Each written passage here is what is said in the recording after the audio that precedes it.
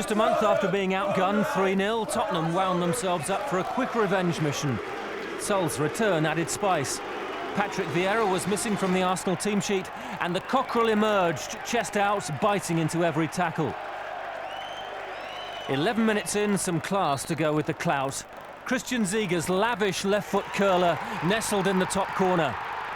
Some blame David Seaman for sluggish footwork. Most keepers wouldn't have got near it. Seaman didn't shrink from the challenge, and Spurs were providing one, buffeting the champions back towards their own goal. Dean Richards was inches away from doubling the advantage. The charge of Hoddle's White Brigade continued, only for Robbie Keane to find Ashley Cole between the sticks once again. Arsenal's attack finally awoke. Thierry Henry reminded Kasey Keller of his threat. Maybe Keller was too pumped up. In stoppage time, Henry's run turned into a turbocharged sprint. Any other striker and Keller's rush from goal would have been the right choice. Henry declined the spot kick. He never takes them if he's been fouled. But Robert Pires was cool and clinical. And Spurs were never quite the same again. Arsenal had found a forward gear. Henry, from the halfway line, put in a mesmerising sidestepping session and almost created a dazzling second for Dennis Bergkamp.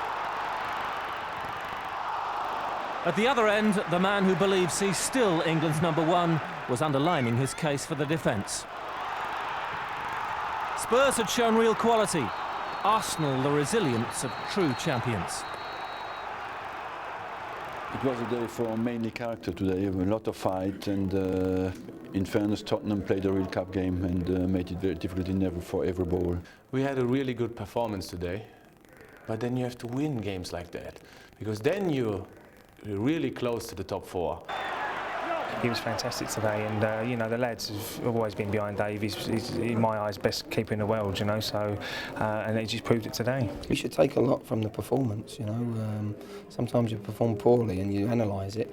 Well, this is a game when you play really well that you should analyse, and you know, we shouldn't get too despondent with the result, because we played a very good side and performed and outgunned them in all ways. It seemed that they did, bar the result. Clive, is it a case of giving credit to Spurs on the day, or are Arsenal still faltering, do you feel? Well, I thought that Spurs gave them a big test, and I think that teams have looked at Arsenal over the past couple of weeks, in particular Southampton. They played a real high-intensity game against them. Spurs set about that, and they achieved it, and they really did upset them for long periods of the game. But Spurs showed a bit of quality playing at that high tempo, I think, which Glenn will take a lot of heart from.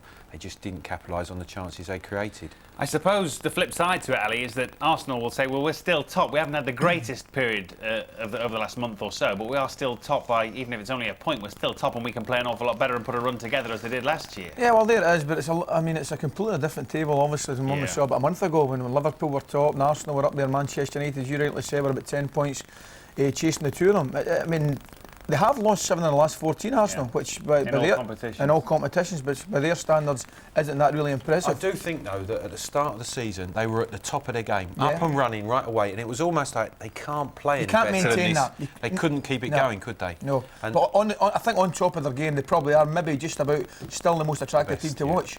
Yeah. A case of two keepers, in a way, for the 2 goals, Ron. David Seaman, first of all, good and some will say bad again in the game. Was he at fault for the free kick, or just a great free kick? It was a good free kick. I just wonder how much of a problem the wall gave him, because he can't see. You see, he goes off to his right, he shifts his weight to his right.